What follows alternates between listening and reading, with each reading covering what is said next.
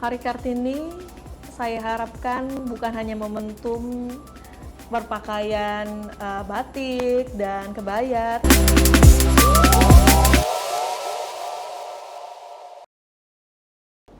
Assalamualaikum warahmatullahi wabarakatuh.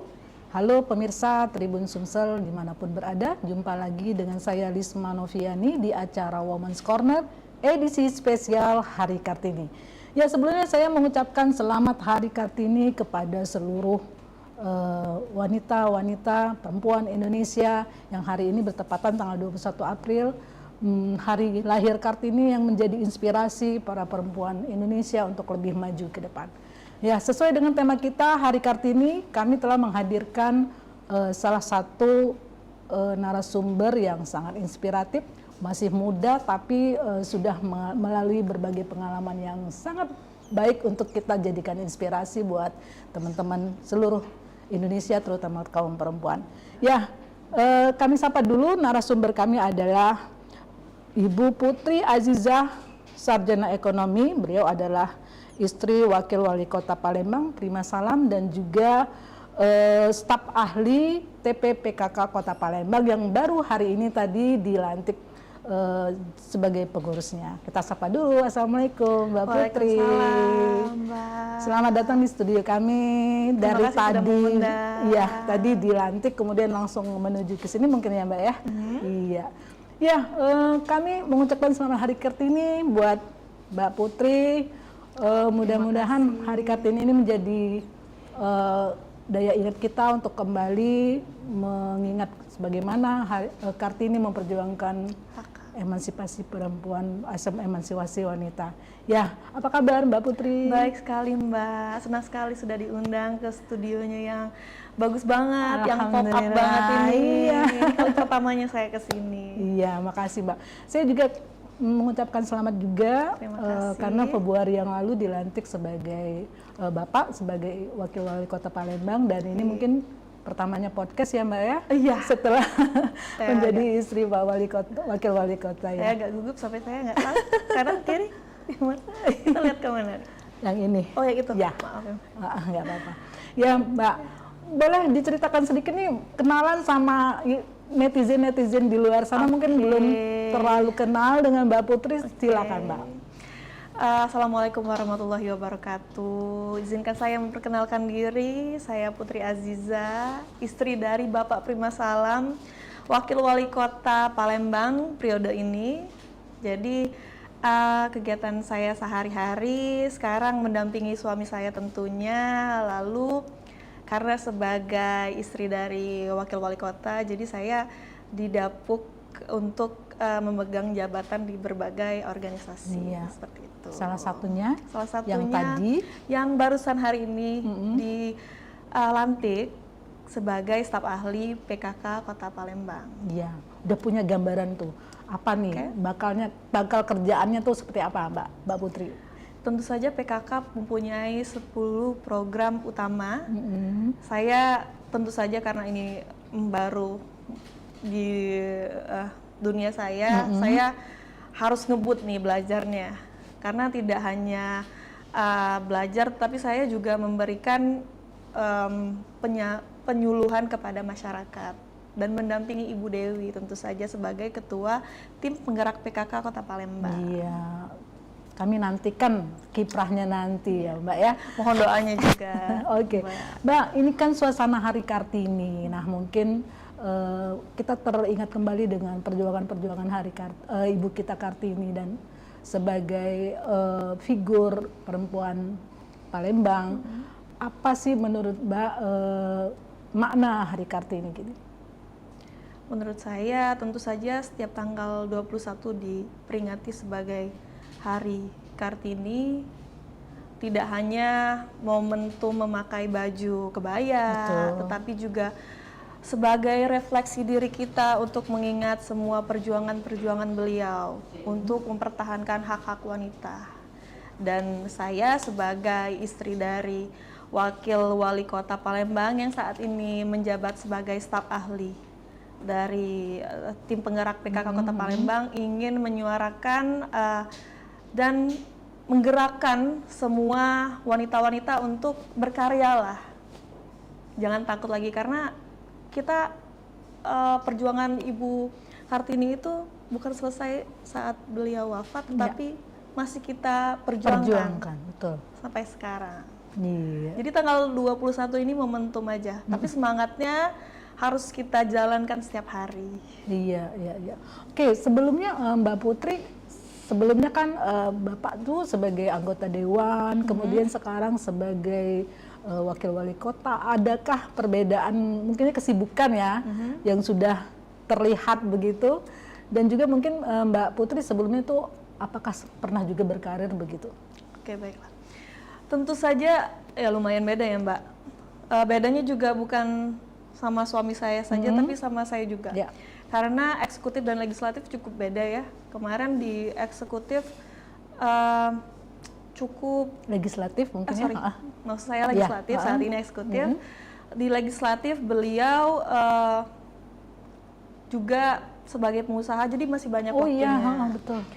Lalu membagi dengan keluarga juga lumayan banyak. Ya. Dengan tidak menyampingkan tanggung jawab beliau di dapilnya. Ya. Saya juga sebagai istri, 4 tahun terakhir, sebenarnya saya dari tahun 2017 sudah bekerja, tetapi 4 tahun terakhir saya bekerjanya di Jakarta sebagai staf ahli di anggota DPR.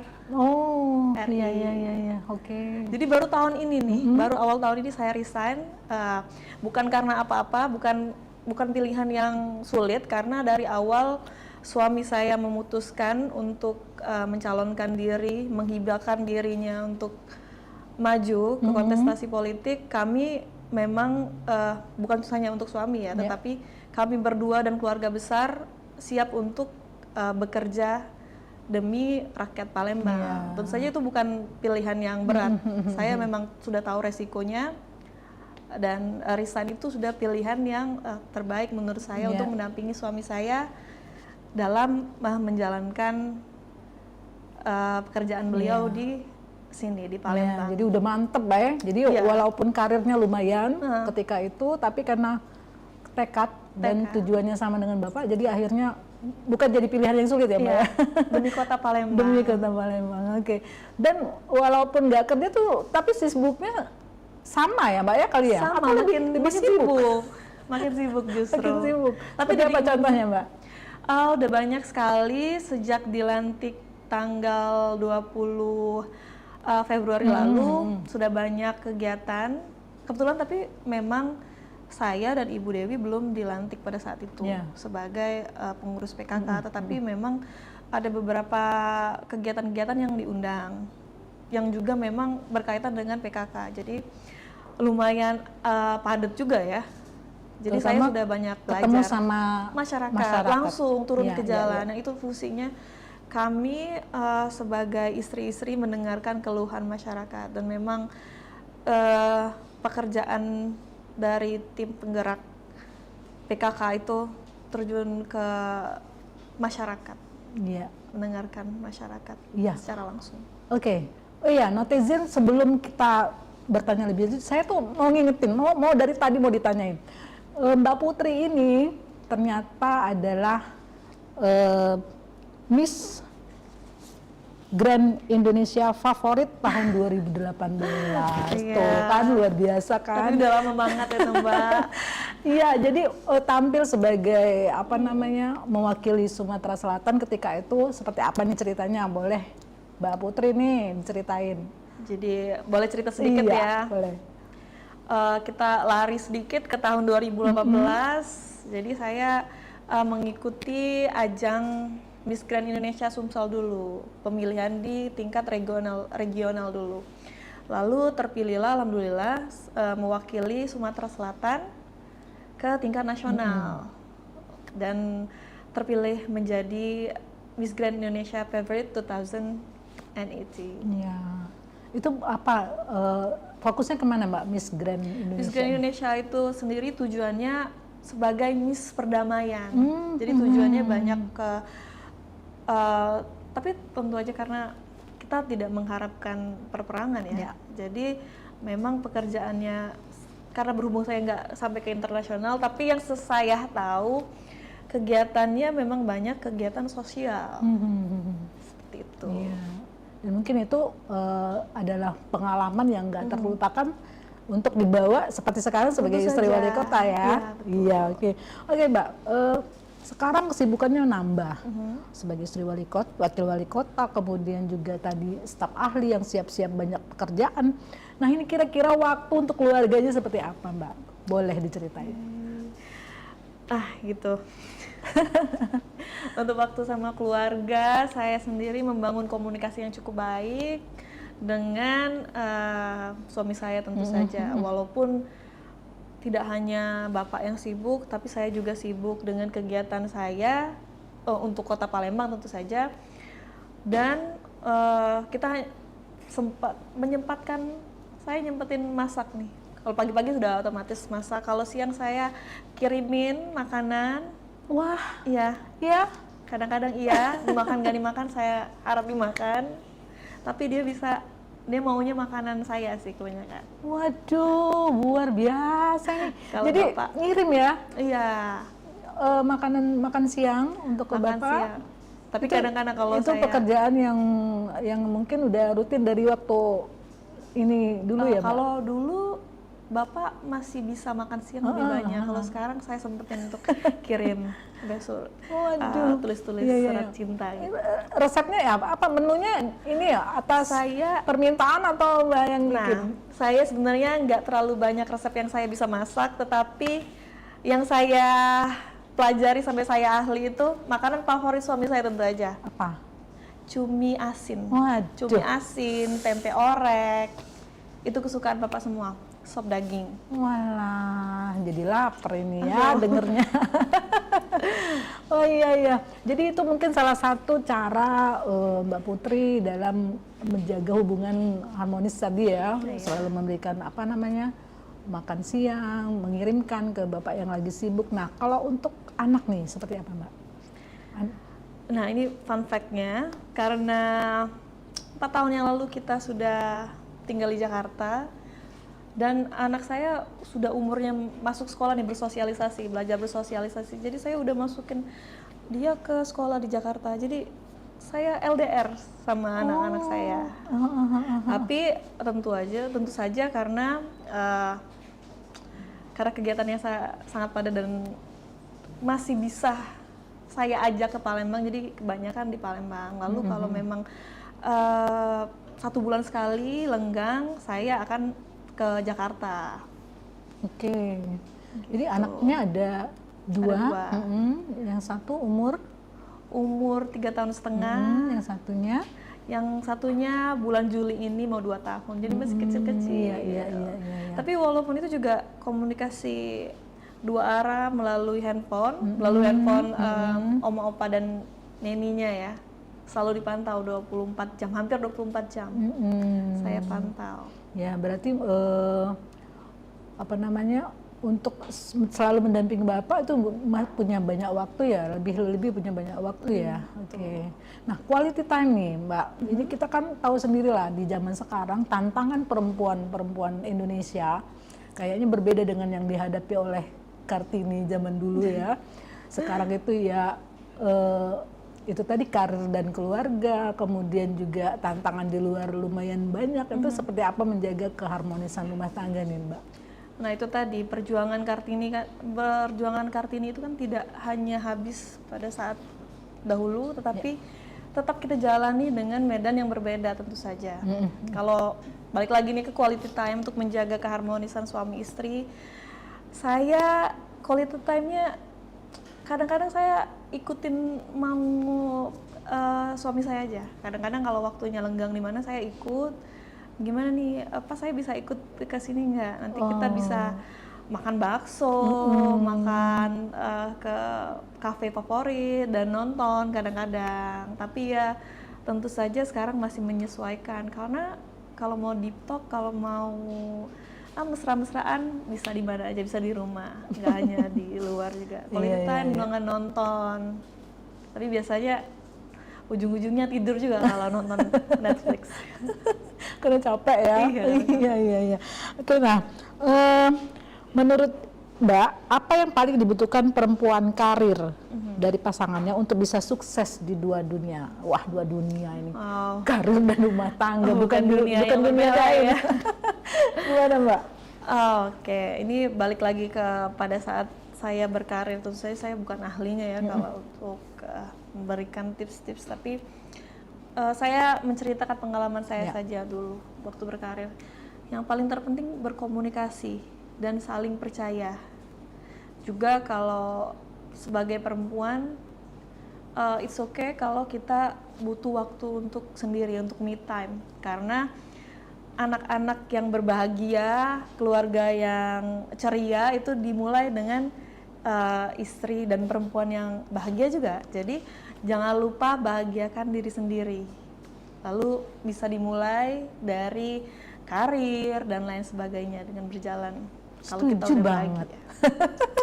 Me time itu perlu ya, Mbak ya. Nah, me time-nya Mbak Putri seperti apa tuh? Olahraga, masak, terus apa ya sekarang?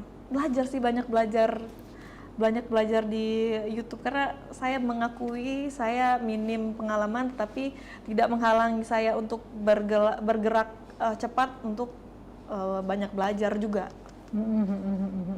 Ya, setuju banget tadi bahwa untuk keluarga bahagia itu yang pertama istrinya harus bahagia dulu ya, Mbak.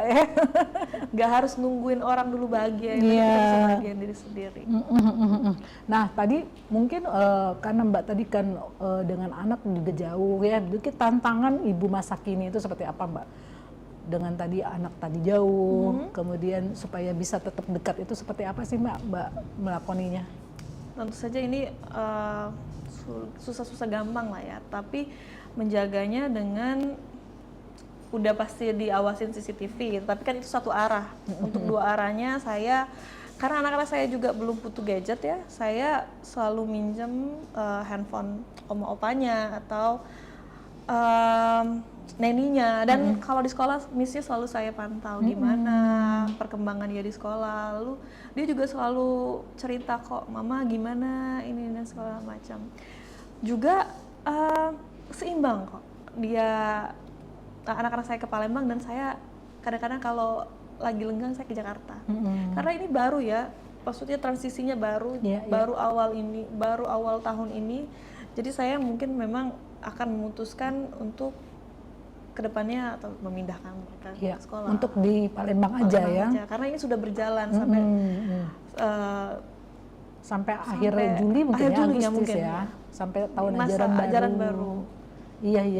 Jadi ada rencana untuk ajak anak-anak. Karena tuh saat ini jadi jalanin dulu aja, walaupun berat sih. Oke, Mbak.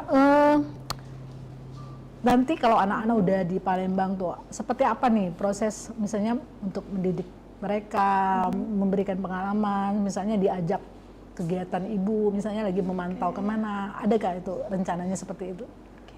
Mendidik anak. Ya. Tentu saja pertama yang diajarkan seperti yang diajarkan oleh orang tua dan suami saya, tentu saja pertama agama ya, lalu berhubungan dengan pekerjaan saya bukan mungkin ya sudah pernah saya contohkan karena minimnya juga waktu. Jadi kadang-kadang saya ajak juga anak-anak saya selagi tidak mengganggu audiens, maksudnya selagi tidak mengganggu acaranya masih masuk ke anak-anak, dan anak-anak saya juga tidak terganggu, akan saya ajak. Contohnya di kegiatan sosial, saya ajarkan tidak hanya untuk bersyukur, tapi untuk mereka belajar juga nih, karena belajar kan dari mana aja. Itu. Ya, oke Mbak. Balik lagi nih di kegiatan TP PKK nanti, itu kan sangat banyak 10 program pokoknya PKK itu seperti stunting, kemudian pendidikan juga ya ada. Nah nanti mungkin ada semacam fokus lebih arah kemana gitu bersama Ibu Dewi mungkin Mbak? Iya tentu saja. Nah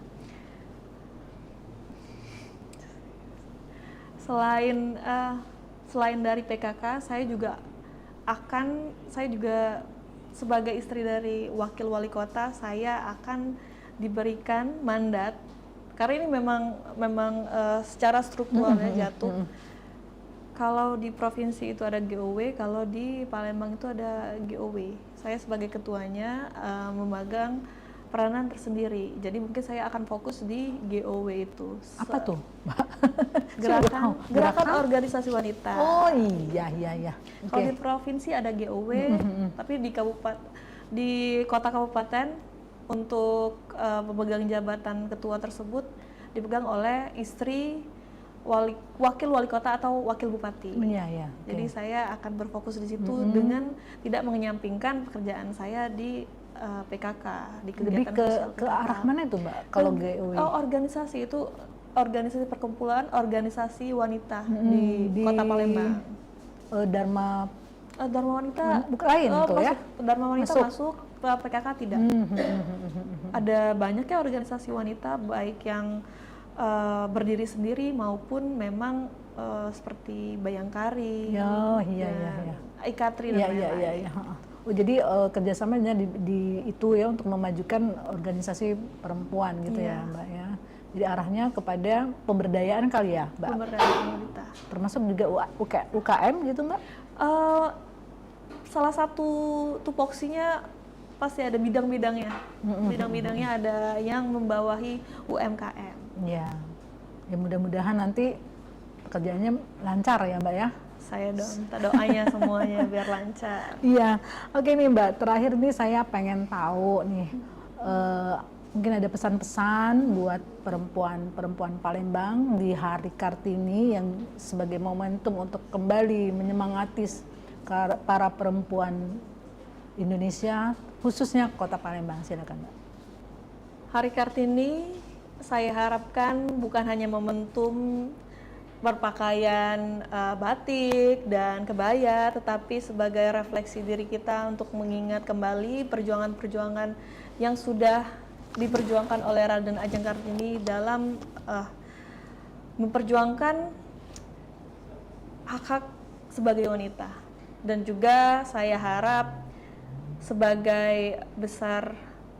sebagai wanita Indonesia, khususnya wanita di Palembang, kita harus berdaya dan teruslah berkarya agar terciptalah masyarakat Palembang yang berdaya dan sejahtera. Iya, luar biasa. Terima kasih Mbak Putri Aziza atas kehadiran di studio kami. Mudah-mudahan Hari Kartini ini menjadi momentum buat semua perempuan-perempuan Indonesia, terutama yang di Palembang, merefleksikan diri dan bermanfaat buat orang lain gitu ya Mbak ya. Iya, terima kasih atas atensinya semua. Iya, demikian teman-teman Tribuners dimanapun berada, Women's Corner edisi spesial Hari Kartini hari ini mudah-mudahan membawa inspirasi buat kita semua. Wassalamualaikum warahmatullahi wabarakatuh.